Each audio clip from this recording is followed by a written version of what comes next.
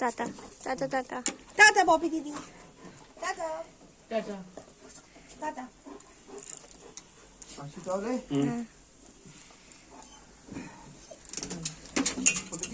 ও বাবা, ওরে বাবা, ঠিক আছে পপি দিদি চলে যাচ্ছে বাড়ি। হ্যাঁ, কত দেবে রে? গ্রাম কালী কাকু মন্দির তলা ওখানে 100 টাকা।